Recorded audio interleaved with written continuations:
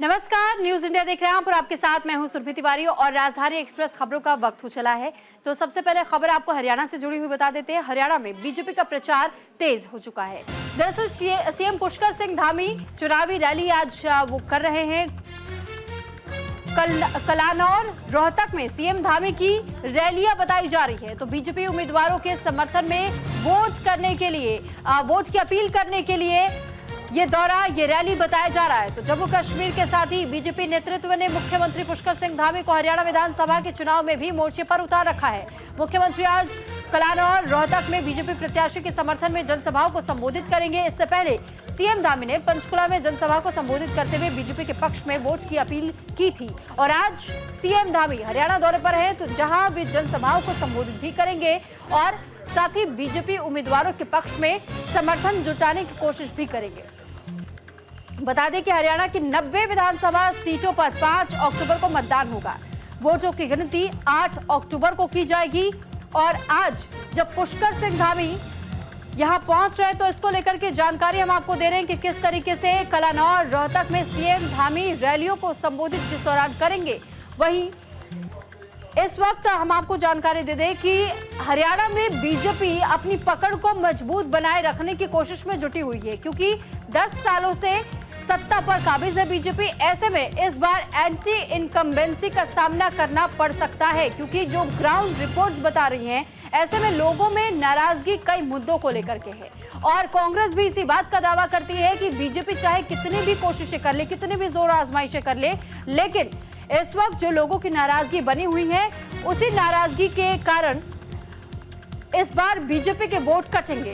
हालांकि दूसरी तरफ हम ये भी देख पा रहे हैं कि किस तरीके से आम आदमी पार्टी के चुनावी मैदान में उतरने के बाद से वोट बैंक बढ़ता हुआ दिखाई दे रहा है। फिलहाल अब इसका फायदा कांग्रेस को होगा या बीजेपी को, नुकसान किसको झेलना पड़ेगा ये तो समय बताएगा। फिलहाल ये जानकारी हम आपको दे दें कि हरियाणा में बीजेपी इस वक्त अपना प्रचार जोरों शोरों से कर रही है।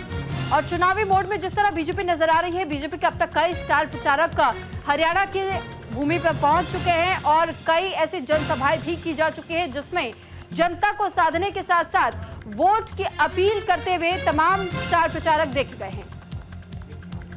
और आपकी जानकारी के लिए यह भी बता दें कि 40 स्टार प्रचारकों के नामों की घोषणा बीजेपी की ओर से की गई थी।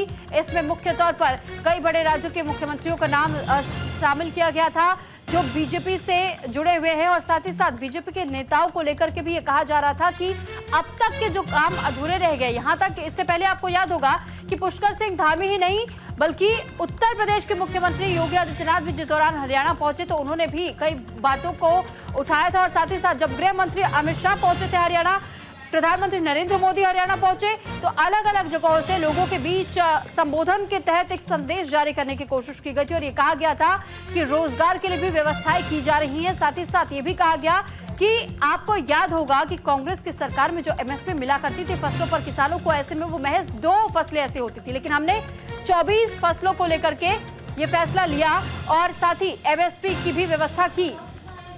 इस पर ज्यादा जानकारी के साथ अनुज अवस्थी इस वक्त हमारे साथ जुड़ चुके हैं। अनुज, आपसे समझना चाहेंगे कि उत्तराखंड के मुख्यमंत्री पुष्कर सिंह धामी को स्टार प्रचारक के तौर पर एक भूमिका जो निभाने के लिए जो जिम्मेदारी दी गई, वो अपनी भूमिका निभाते हुए दिखाई भी दे रहे। आज फिर वो हरियाणा के दौरे पर है, यहाँ जनसभाओं को संबोधित करेंगे। कितनी उम्मीदें हम मुख्यमंत्री से जता सकते हैं कि उनकी बातें जनता को सीधे तौर पर वो साधने में सक्षम रहेंगे? बिल्कुल, मुख्यमंत्री पुष्कर सिंह धामी युवा मुख्यमंत्री हैं और लगातार चूंकि यूसीसी जब उन्होंने लागू किया था उसके बाद से पूरे देश में उनकी ख्याति थी। और युवा मुख्यमंत्री के तौर पर उन्हें, चाहे वो जम्मू कश्मीर हो, चाहे वो झारखंड हो, चाहे वो हरियाणा हो, चुनाव प्रचार के लिए स्टार प्रचारकों के तौर पर उनको शामिल किया गया। और वो हरियाणा चुनाव में इस समय चुनाव प्रचार कर भी रहे थे। आज दूसरा दिन है हरियाणा चुनाव प्रचार का, तो वहां पर मुख्यमंत्री पुष्कर सिंह धामी जगह जगह रोड शो कर रहे हैं। साथ ही साथ मुख्यमंत्री का ये कहना है कि इस बार फिर से जनता जो है बीजेपी के पक्ष में वोटिंग करेगी। इस बार जनता फिर दिखाएगी कि प्रधानमंत्री नरेंद्र मोदी और साथ ही साथ हरियाणा में बीजेपी की सरकार बनेगी। क्योंकि लगातार चाहे वो मोदी जी हो, डबल इंजन की सरकार है और उस सरकार के तहत हरियाणा में जो विकास कार्य हुए हैं वो बीजेपी ने कराए हैं और लगातार आगे भी बीजेपी जो है विकास कार्यों को कराती रहेगी। इसी तर्ज में मुख्यमंत्री का कल भी दौरा था हरियाणा चुनाव में, जहां पे उन्होंने चुनाव प्रचार किया था, जन समर्थन किया था, रैलियां करी थी, रोड शो किया था। आज भी उनका जो है कई जगहों पे रोड शो है, चाहे वो हिसार हो, चाहे वो करनाल हो, चाहे वो जो है कैथल हो। इन तमाम जगहों पे जो है सीएम धामी चुनाव प्रचार करेंगे, साथ ही साथ जनता से वोट भी मांगेंगे कि आप बीजेपी के पक्ष में वोटिंग करें। जी ठीक है अनुज, पिछली बार भी हमने ये देखा था कि जिस दौरान जनसभा को संबोधित करे थे पुष्कर सिंह धामी, तो उन्होंने ये भी कहा था कि कांग्रेस अपने ही खुद के बनाए हुए भ्रम में जी रही है और कांग्रेस को ये लगता जरूर है लेकिन जनता का साथ अभी भी बीजेपी के साथ बरकरार है। तो ये कॉन्फिडेंस हम कह सकते हैं बीजेपी का या ओवर कॉन्फिडेंस से माना जा सकता है, क्योंकि दूसरी तरफ तमाम विपक्षी दल ये कह रहे हैं कि इस बार जनता का रुझान बदला है और नाराजगी ज्यादा है बीजेपी से। तो क्या इस बयान के पीछे की हम स्थिति को समझ सकते हैं कि ये सिर्फ राजनीतिक जनसभाओं के तहत में ये बयानबाजियां हो रही हैं या वाकई इसका असर दिखाई देगा हरियाणा में? बिल्कुल, चूंकि मुख्यमंत्री पुष्कर सिंह धामी ने इस बात को बोला कि कांग्रेस सब प्रोपेगेंडा कर रही है, कांग्रेस के पास कुछ बचा नहीं है, कांग्रेस के पास सिर्फ मुद्दे जो है मुस्लिम समुदाय को लेकर के मुद्दे, ब्राह्मणों को लेकर के मुद्दे। और जो रणदीप सुरजेवाला जी का जो बयान आया जिसमें उन्होंने बोला कि योगी आदित्यनाथ का नाम असली नाम नहीं है और जो बीजेपी पार्टी है उसने ब्राह्मणों को छलने का प्रयास किया है, तो इस तरीके की बयानबाजी कांग्रेस कर रही है। तो मुख्यमंत्री का साफ तौर पे ये कहना है कि जनता कुछ जानती और जनता इस बात को लेकर के जवाब भी देगी कि हरियाणा में इस बार किसकी सरकार बनेगी। बीजेपी को जनता चाहती है और जनता वोट भी देगी, क्योंकि प्रधानमंत्री ने हरियाणा में आकर के कई जो विकास कार्य किए हैं, चाहे वो उद्योग को लेकर के हो, चाहे वो पुल निर्माण को लेकर के हो, चाहे वो नौकरी दोनों रोजगार देने को लेकर के हो, तो इन तमाम चीजों को लेकर के जनता आप देख रही है और जनता इस चीज का भरपूर जवाब देगी कांग्रेस को, क्योंकि कांग्रेस के पास अब कुछ करने को बाकी नहीं रह गया और कांग्रेस केवल ध्रुवीकरण की जो राजनीति है वो कर रही है, क्योंकि मुद्दे से भी भटकती है। बहुत धन्यवाद आपका तमाम जानकारी हम तक पहुंचाने के लिए। और वहीं इस बीच एक और खबर आपको हरिद्वार से जुड़ी हुई दे देते हैं। हरिद्वार में गंगा संरक्षण समिति की 53वीं बैठक बताई जा रही है। अतिक्रमण हटाने और गंगा स्वच्छता पर चर्चा होगी और जिला कलेक्ट्रेट सभागार में समिति की बैठक। तो गंगा किनारे अतिक्रमण को तत्काल हटाने के निर्देश भी जारी किए गए। तो फिलहाल गंगा के संरक्षण के लिए समिति सदस्यों ने कई सुझाव भी दिए। हरिद्वार जिला कलेक्ट्रेट सभागार में जिलाधिकारी कमेंद्र सिंह की अध्यक्षता में गंगा संरक्षण समिति की 53वीं बैठक हुई। आयोजित ये बैठक की गई थी, जिस दौरान इस बैठक के भीतर कई ऐसे मामलों को लेकर के चर्चा की गई। इस दौरान गंगा की स्वच्छता पर भी जो सवाल खड़े किए गए थे, उन सवालों के तहत भी कई सुझाव भी रखे गए। तटों पर हो रहे अतिक्रमण जैसे महत्वपूर्ण मुद्दों पर भी इस दौरान इस बैठक में चर्चा हुई है। जिलाधिकारी ने बताया कि गंगा किनारे कुछ अतिक्रमण की शिकायतें भी मिली है, साथ ही कुछ नाले अभी भी सही तरीके से कार्य नहीं कर रहे हैं, जिससे कि गंगा प्रदूषण का खतरा अभी भी बरकरार है। उन्होंने संबंधित अधिकारियों को निर्देश दिया कि गंगा में किसी भी प्रकार का अपशिष्ट न जाने पाए। इसके लिए नालों पर जाल लगाने और मूर्ति विसर्जन रोकने के लिए चेतावनी बोर्ड भी लगाने की आवश्यकता जाहिर की। उन्होंने ये भी कहा कि गंगा के किनारे अतिक्रमण को चिन्हित कर तत्काल हटाया जाए। बता दें कि बैठक से पहले जिलाधिकारी को रामेश्वर गौड़ द्वारा चंदन का पौधा भेंट किया गया था। गंगा के संरक्षण के लिए समिति के सदस्यों ने अपने सुझाव दिए और सभी ने मिलकर गंगा को स्वच्छ और अतिक्रमण मुक्त बनाने की प्रतिबद्धता जाहिर की।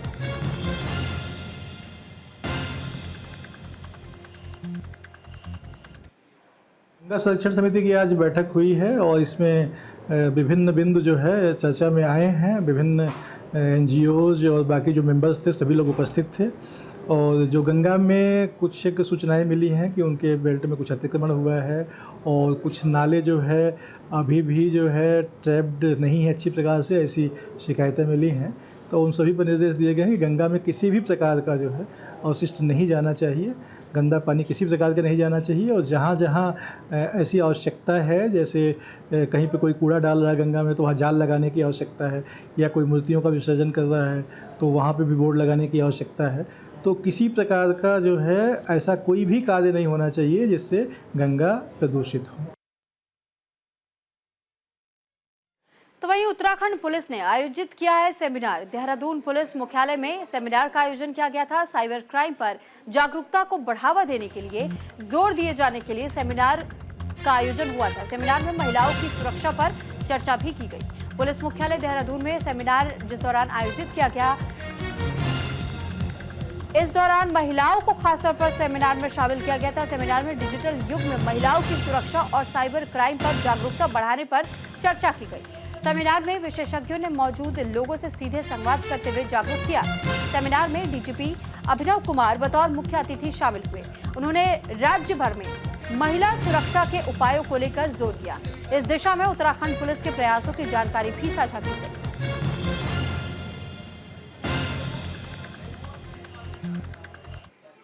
राज्य आपदा प्रबंधन मंत्री ने की है प्रशासन की सराहना। तो आपदा में राहत बचाव कार्य को लेकर के सराहना ये की गई है। दरअसल ये जानकारी हम आपको दे रहे हैं कि विनय रोहिला ने कांग्रेस पर भी आरोप लगाया और कांग्रेस ने आपदा से निवारण के लिए कोई काम नहीं किया है, ये आरोप लगाए गए हैं। देहरादून में राज्य आपदा प्रबंधन मंत्री विनय रोहिला ने आपदा में राहत बचाव कार्य को लेकर के मुख्यमंत्री धामी सहित प्रशासन की सराहना की।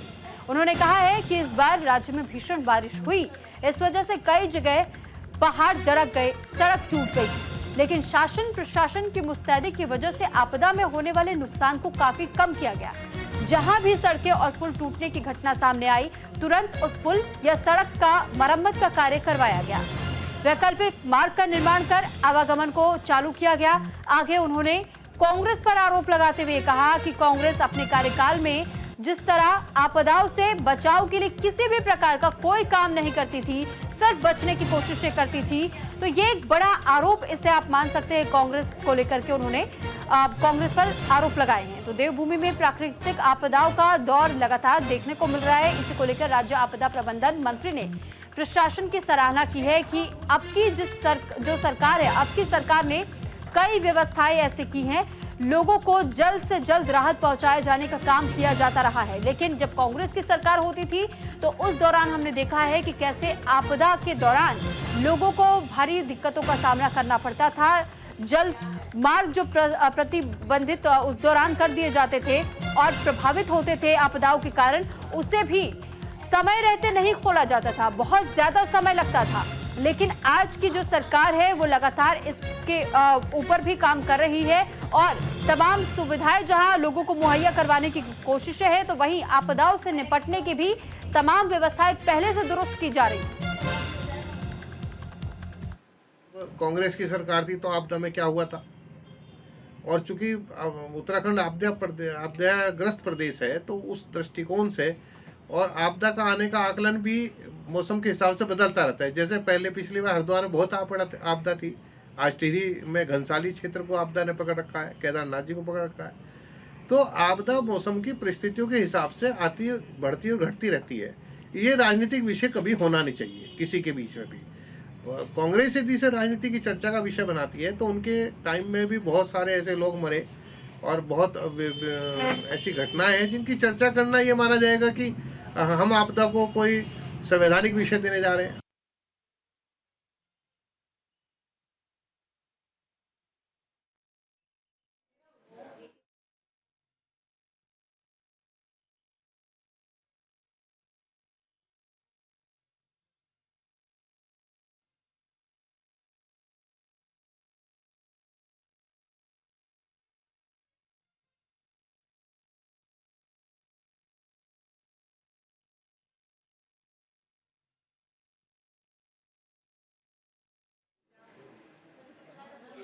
तो देखिए, प्रदेश में भूस्खलन से सड़कें लगातार बंद हो रही हैं। बारिश और भूस्खलन के कारण 68 सड़कें इस वक्त बाधित बताई गई थी।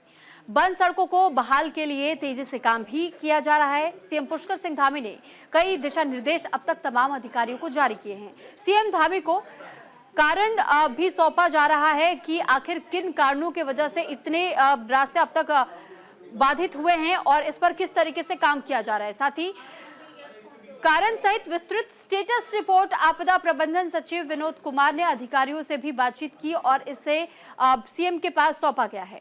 साथ ही प्रशासन और अधिकारियों से वीडियो कॉन्फ्रेंसिंग के जरिए भी इस मामलों को लेकर के चर्चा की गई। तेजी से बहाल हो तमाम कनेक्टिविटी। पिछले दिनों भारी बारिश से कई मार्ग अवरुद्ध हो गए थे। बंद सड़कों से लोगों को आवाजाही होने में भी दिक्कतों का सामना करना पड़ रहा था। सबसे ज्यादा ग्रामीण सड़कें बंद होने से ग्रामीण क्षेत्रों से टूटा था लोगों का संपर्क। लापरवाही बरतने वाले अधिकारी के खिलाफ सख्त कार्रवाई के निर्देश जारी किए गए थे। 4 दिन में 307 सड़कों को खोल करके यातायात सुचारू किया गया, जबकि 14 सितंबर को कुल मिलाकर 481 सड़कें बंद थी। 18 सितंबर को कुल 174 सड़कें बंद थी। वहीं अब भूस्खलन से सिर्फ 68 सड़कें ही बाधित है, लेकिन उनको भी जल्द से जल्द सुचारू करने की कोशिश की जा रही है।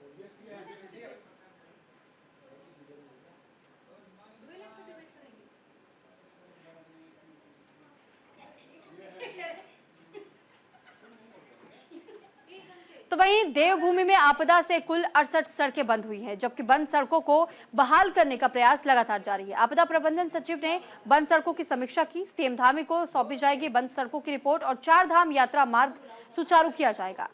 तो जिस तरीके से जानकारी अब तक देवभूमि को लेकर के सामने आ रही है, आपदाओं को लेकर के सामने आ रही है, इसी से जुड़ी जानकारी हम आपको दे रहे हैं कि देवभूमि में आपदा से कुल अब तक 68 सड़कें बंद है। बंद सड़कों को बहाल करने के प्रयास लगातार जारी है। आपदा प्रबंधन सचिव ने बंद सड़कों की समीक्षा की। सीएम धामी को बंद सड़कों से जुड़ी हुई रिपोर्ट साझा की जाएगी। 4 धाम यात्रा मार्ग भी सुचारू किया जाएगा और आवागमन जारी रखने की भी पूरी संभावनाएं जल्द से जल्द जाहिर की जा रही है। सड़कों की बहाली के लिए जिलाधिकारी को भी निर्देश जारी कर दिए गए हैं। उत्तराखंड में बंद सड़कों को खोलने के लिए तेजी से काम किया जा रहा है। मुख्यमंत्री पुष्कर सिंह धामी के निर्देश पर आपदा प्रबंधन सचिव लगातार सभी जिलों के प्रशासनिक अधिकारियों और पीडब्ल्यूडी अभियंताओं के साथ में वीडियो कॉन्फ्रेंसिंग के जरिए बंद सड़कों की समीक्षा कर रहे हैं। आपदा प्रबंधन सचिव विनोद कुमार सुमन ने कहा है कि प्रदेश भर में 68 सड़कें बंद है। इन सड़कों को जल्द यातायात के लिए सुचारू कर दिया जाएगा। जिन सड़कों को खोलने में ज्यादा समय लगेगा उन पर विशेष ध्यान दिया जाएगा और मुख्यमंत्री को उनकी रिपोर्ट भी सौंपी जाएगी। सड़कों के यातायात के लिए सुचारू करने के लिए लापरवाही बरतने पर दंडात्मक कार्रवाई के भी निर्देश जारी किए गए हैं। वहीं 4 धाम यात्रा मार्ग सुचारू है। यात्रियों का आवागमन भी लगातार यहां जारी है। बूढ़ा केदार घनसाली आपदा प्रभावितों को राहत राशि बांटने के लिए बजट भी उपलब्ध करा दिया गया है। जिलाधिकारी को जरूरी दिशा निर्देश इसके समक्ष दिए गए हैं। मुख्यमंत्री की मंशा है कि आपदा प्रभावित क्षेत्रों में लोगों को जल्द से जल्द राहत पहुंचाई जाए और सभी मांगों को बहाल किया जाए। तिथि में लगभग 68 सड़कें बंद हैं पूरे राज्य में, जिसमें से 24 सड़कें पीडब्ल्यूडी की हैं, 43 पीएमजीएसवाई की हैं और 1 राज्य मार्ग है। कुल 68 सड़कें बंद है, जिसको खोलने के लिए कार्रवाई लगातार जनपदों से की जा रही है। काफ़ी हद तक सड़कों को पहले खोला गया था, संख्या काफ़ी कम हो गई थी, लेकिन बीच में 3 दिन की बरसात में फिर सड़कें बहुत सारी बंद हुई। करीब 70 से अधिक सड़कें बंद हुई हैं, जिससे संख्या बढ़ी है। हम उम्मीद करते हैं कि बहुत जल्दी इन सड़कों को भी खोलने की कार्रवाई की जाएगी। अगली बड़ी खबर लक्सर से सामने आ रही है, जहां पर लक्सर में छात्र और छात्राओं ने रैली निकाली है। स्वच्छता सप्ताह के तहत में ये रैली निकाली गई है। रैली में स्वच्छता के लिए जागरूक भी लोगों को किया गया है। लक्सर एसडीएम ने छात्रों और छात्राओं को शपथ भी इस दौरान दिलाई है। खबर लक्सर से सामने आई, जहां नगर पालिका और तहसील प्रशासन और इंटर कॉलेज के छात्र और छात्राओं और साथ ही अध्यापकों ने स्वच्छता सप्ताह के तहत शहर में स्वच्छता रैली निकाली। स्वच्छता सप्ताह कार्यक्रम में इंटर कॉलेज के छात्र और छात्राओं को लक्सर एसडीएम गोपाल सिंह चौहान और ईओ कुलदीप सिंह चौहान ने शपथ ग्रहण करवाया। स्वच्छता सप्ताह कार्यक्रम के बारे में जानकारी देते हुए स्वच्छता से होने वाले लाभ के बारे में विस्तार से बताया गया। छात्र छात्राओं को अपने आसपास और अपने घरों के लोगों को जागरूक करने की सलाह दी गई। इंटर कॉलेज छात्र छात्राओं ने लक्सर शहर के तमाम हिस्सों में होकर एक रैली निकाली और लक्सर नगर की जनता को स्वच्छता के प्रति जागरूक भी किया।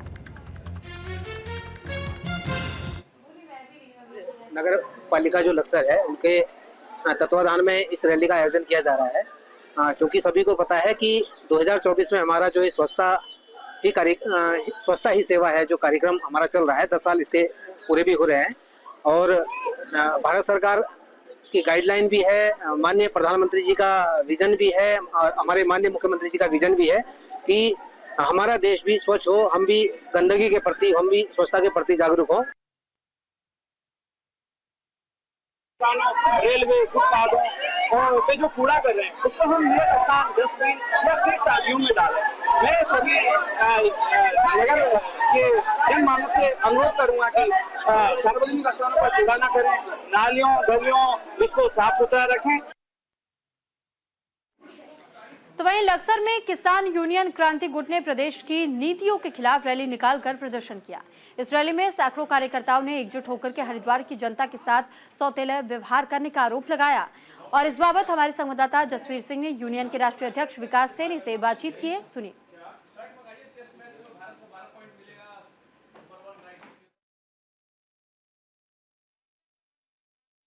गुट द्वारा आज महारैली निकाली गई है और उनके राष्ट्रीय अध्यक्ष विकास सैनी हमारे साथ में हैं, अपने पदाधिकारियों के साथ में आज धरना दे रहे हैं। सड़क के यानी कि हाईवे के बीचों बीच बात कर लेते हैं, क्या मांग है।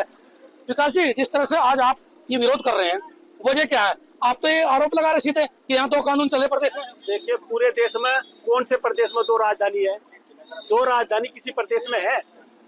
इस प्रदेश में है 2 राजधानी। छोटा सा प्रदेश, सुंदर प्रदेश, फिर भी 2 राजधानी बनाई गई। सुगम दुर्गम यहाँ बनाए गए और मूल निवास और अस्थायी निवास 2 नियम बनाए गए। हमारा जो कुंभ क्षेत्र है वो हरिद्वार से 240 किलोमीटर ऊपर पहाड़ से पहुंचाया गया, जबकि कुंभ क्षेत्र हरिद्वार की सीमा से शुरू होना चाहिए था।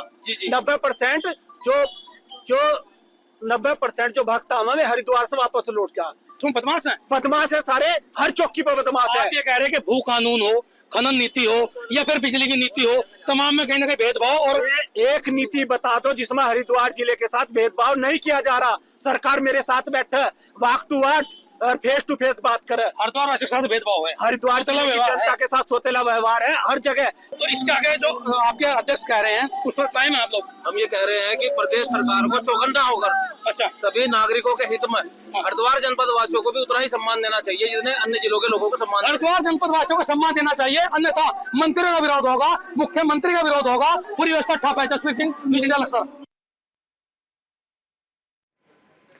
लक्सर में दिव्यांगों के लिए लगाया गया जांच शिविर। एलिम्को की टीम ने शिविर में 55 दिव्यांगों की जांच भी की। खंड शिक्षा अधिकारी विनोद कुमार ने शिविर की शुरुआत की और कृत्रिम अंग तैयार करके दिव्यांगों को एलिम्को देगा, इस बात की भी जानकारी साझा की गई। शिक्षा विभाग ने लक्सर ब्लॉक संसाधन केंद्र परिसर में दिव्यांगों के लिए 1 दिवसीय जांच परीक्षण का शिविर का आयोजन किया था और इस शिविर में जांच कराने के लिए कई दिव्यांग पहुंचे भी थे। शिविर में कानपुर के एलिम्को से आए विशेषज्ञों ने दिव्यांगों की जांच की। अब एलिम्को उनकी जांच के हिसाब से कृत्रिम अंग तैयार करके उन तक पहुंचाने का कार्य भी करेगा।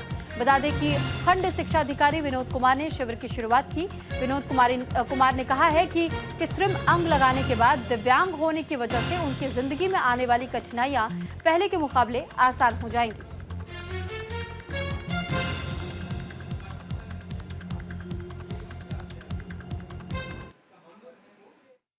लक्सर यहाँ पे आज दिव्यांग बच्चों का उपकरण मापन के लिए एक कैंप लगा हुआ है, जहाँ पर बच्चों का आज पंजीकरण किया जा रहा है उपकरण के लिए। तो जो एलिम्को आपकी संस्था है, ये आपकी भारत सरकार का एक उपक्रम का है, जो कि भारत सरकार की अपनी कंपनी है और ये अलग अलग जगह ब्लॉक लेवल पे आपके जो है वो कैंप लगते हैं। वहाँ पे जो बच्चे प्रतिभाग करते हैं उनके लिए यहाँ पर उपकरण जो है वो प्रोवाइड करती है बच्चों को। जनपद हरिद्वार आज लक्सर ब्लॉक में दिव्यांग बच्चों हेतु कैंप लग रहा है समग्र शिक्षा अभियान के तहत।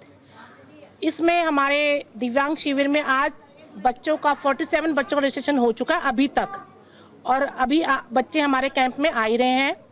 और जो ये शिविर है, ये दिव्यांग बच्चों को पहले चिन्हांकन किया जाएगा। हमारे पास एलिम्को की टीम आ रखी कानपुर से, साथ ही हमारे पास चिकित्सा विभाग की टीम आ रखी है जिसमें डॉक्टर्स आ रखे हैं, पुनर्वास केंद्र की टीम आ रखी है जो UDID कार्ड बनाएगी। और जो ये शिविर हमारा लगा है, इसमें जितने भी बच्चे चिन्हित होंगे उपकरण हेतु, उपकरण में हम देंगे व्हीलचेयर, ट्राईसाइकिल, बैसाखी, कान की मशीन और जिसके पास 80% का दिव्यांगता का प्रमाण पत्र होगा तो उसे बैटरी वाली भी रिक्शा मिलेगी। तो विकासनगर में लोक निर्माण विभाग का कारनामा सामने आया है। निर्माणाधीन सड़क के काम को छोड़ करके गायब हो गया विभाग। 15 दिनों से काम को अधूरा छोड़ करके विभाग नदारद नजर आ रहा है। निर्माणाधीन सड़क इस वक्त आफत का सबब आम लोगों के लिए बन चुकी है। विभाग की लापरवाही के कारण अधर में इस वक्त ये काम लटका हुआ है। विकासनगर में लोक निर्माण विभाग का एक अजीबोगरीब कारनामा सामने आया। दरअसल यहाँ कुंजा गांव में सालों से बदहाल पड़ी सड़क का निर्माण कार्य सहसपुर विधायक सहदेव सिंह पुंडीर ने शुरू कराया था। लोगों को राहत देने के लिए बनाई जा रही इस सड़क को लोक निर्माण विभाग ने बनाना शुरू किया। विभाग ने सड़क को बीच से 2 हिस्सों में बांट करके पहले एक हिस्से को सीसी रोड के रूप में तैयार कर दिया और उसके बाद पिछले तकरीबन 15 दिनों से विभाग इस काम को अधूरा छोड़कर गायब हो चुका है। आधी अधूरी बनी सड़क को मोटाई की वजह से इसके किनारों पर टकरा करके रोजाना ग्रामीण चोटिल हो रहे हैं। ग्रामीणों को राहत देने की जगह ये सड़क अब आफत का सबब बन रही है। विभाग की लापरवाही के कारण काम अधर में लटका हुआ है। वहीं ग्रामीणों ने विभाग से इस अधूरे काम को जल्द से जल्द पूरा कराने की गुजारिश की है।